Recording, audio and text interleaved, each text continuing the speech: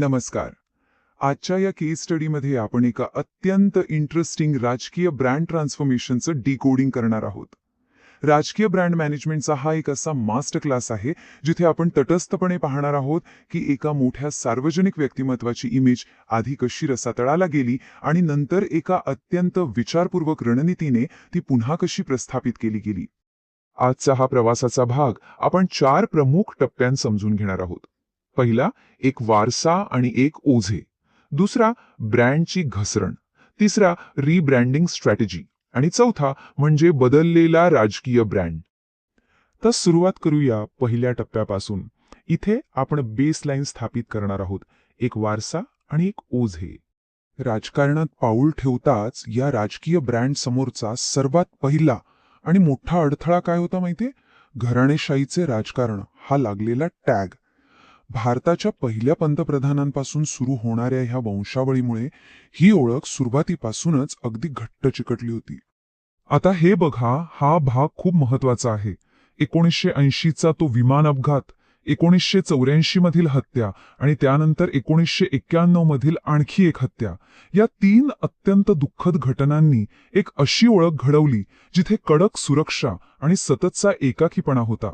विचार करा, परिस्थिती इतकी गंभीर होती की परदेशात शिक्षणासाठी राहुल विंची हे टोपण नाव वापरावं लागलं होतं. यातून सुरुवातीची एक प्रचंड आयसोलेटेड म्हणजे लोकांपासून दुरावलेली प्रतिमा तयार झाली. आणि इथूनच सुरू होतो आपला दुसरा टप्पा, ब्रँडची घसरण, ज्याला आधुनिक राजकीय इतिहासातील सर्वात मोठे मार्केट इरोजन किंवा पप्पू युग असंही म्हटलं गेलं. सुरुवातीला पाहिलं तर या ब्रँडने खूप चांगलं प्रॉमिस दाखवलं होतं बरं का. 2004च्या पहिल्या विजयापासून ते 2009 पर्यंत हे व्यक्तिमत्व खरोखरच एक यूथ आयकॉन म्हणून पुढे येत होतं. शिक्षण आणि ग्रामीण विकासावर लक्ष केंद्रित केल्यामुळे 2009 मध्ये पक्षाला चक्क 206 जागांचा मोठा विजयी मिळाला होता. पण खरा टर्निंग पॉइंट आला तो 2013 मध्ये. CII मधील बिझनेस लीडर समोरील ते भाषण हे मेसेजिंग मिसअलाइनमेंटचं अगदी परफेक्ट उदाहरण आहे. ठोस आर्थिक धोरणांवर बोलण्याऐवजी तिथे तत्वज्ञानावर जास्त भर दिला गेला आणि तिथेच सगळी गडबड झाली. प्रेक्षकांचा अपेक्षा आणि प्रत्यक्ष भाषण यात खूप मोठी दरी निर्माण झाली. मग काय, राजकीय विरोधांनी या चुकीचा अगदी शस्त्रासारखा वापर केला. भाषणातले ते विचित्र पॉजेस आणि तुटलेली वाक्य वेगळी काढून पप्पू हा टॅग अक्षरशः कायमचा लावून टाकला. मीडियाने अशी काही इमेज तयार केली की 2014 पर्यंत गुगलवर हा शब्द सर्च केला की थेट यांचीच प्रतिमा समोर यायची. हा ब्रँड वास्तवापासून किती दूर आणि अपरिपक्व आहे हेच यातून लोकांच्या मनात बिंबवलं गेलं. आता ही घसरण थांबवण्यासाठी काहीतरी आक्रमक करावं लागणार होतं. 2019 मध्ये एक काउंटर कॅम्पेन चालून बघितलं गेलं, चौकीदार चोर हे. पण हा डाव पूर्णपणे अंगलटाला. का? कारण समोरच्या सत्ताधारी नेत्याची आधीच एक प्रामाणिक नेता अशी अत्यंत भक्कम प्रतिमा तयार झालेली होती. ठोस पुराव्यांशिवाय केलेली ही घोषणा लोकांच्या अजिबात पचनी पडली नाही. आणि या सगळ्या ब्रँड इरोजनची किंमत काय मोजावी लागली हे आपण या चार्टवरून पाहू शकतो. पक्षाची इलेक्टोरल सीट्सची स्टॉक प्राइस 2014 मध्ये थेट 44 या ऐतिहासिक नीचांकी पातळीवर जाऊन आदळली आणि 2019 मध्येही ती जेमतेम 52 पर्यंत सावरू शकली. हा एक खूप मोठा फटका होता. मार्केटने असं पूर्णपणे नाकारल्यानंतर पुढे काय झालं हे आपण या तिसऱ्या टप्प्यात पाहूया, रिब्रँडिंग स्ट्रॅटेजी आणि स्ट्रॅटेजिक ग्राउंडिंग. 2022ची भारत जोडो यात्रा हे लॉजिस्टिक आणि PRचं एक भव्य उदाहरण आहे. ती जुनी इलीट प्रतिमा पुसून टाकण्यासाठी या 3 स्टेप्स वापरल्या गेल्या. 3570 किलोमीटरची पायपीट, लोकांची थेट संवाद आणि पांढरा टी-शर्ट आणि वाढलेली दाढी असा एक नवा व्हिज्युअल एस्थेटिक.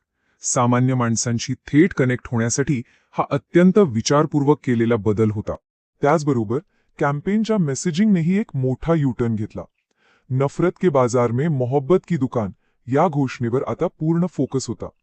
सत्ताधारी पक्षाच्या प्रतिमेशी थेट कंट्रास्ट करण्यासाठी एकता आणि सामाजिक सलोखा हे मुद्दे खूप प्रभावीपणे मांडण्यात आले. मोठ्या आणि कडक सुरक्षितल्या VIP रॅलीजची जागा आता अत्यंत जमिनीशी जोडलेल्या कृतींनी घेतली.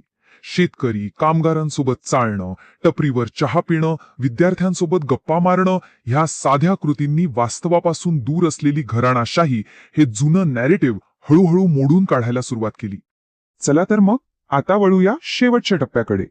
या सगळ्याचा प्रत्यक्ष मार्केट इम्पॅक्ट काय झाला? बदललेला राजकीय ब्रँड. या नव्या रणनीतीला डेमोग्राफिक रिस्पॉन्स कसा मिळाला याचा पुरावा म्हणजे हा आकडा 99. 2024च्या निवडणुकीत पक्षाने तब्बल 99 जागांवर मुसंडी मारली. मार्केटचा आत्मविश्वास पुन्हा मिळवला आणि या व्यक्तिमत्वाला थेट विरोधी पक्षनेता या अत्यंत महत्वाच्या पदावर नेऊन बसवलं. आता या दोन्ही मेजर्स शेजारी ठेवून बघा. फरक खरोखरच थक्क करणार आहे ना? एकीकडे अपरिपक्व आणि गोंधळेला वारसदार, तर दुसरीकडे तळागाळाशी जोडलेला, लोकांचं ऐकणारा गंभीर राजकीय नेता. या PR इंटरव्हेन्शनने लोकांचा दृष्टिकोन यशस्वीरित्या आणि मुळापासून बदलून टाकला आहे. आणि ही नव्याने मिळालेली विश्वासार्हता ऑगस्ट 2025 मध्ये अत्यंत हुशारीने वापरली गेली. निवडणूक प्रक्रियेतील मतचोरी संदर्भात एक अत्यंत सविस्तर आणि पुराव्यांवर आधारित पत्रकार परिषद घेतली गेली. याचा परिणाम असा झाला की सोशल मीडिया मेट्रिक्स आणि पब्लिक एंगेजमेंटला इतका मोठा वेग मिळाला की त्यांनी फॉलोअर्सच्या बाबतीत सत्ताधारी पक्षालाही मागे टाकलं.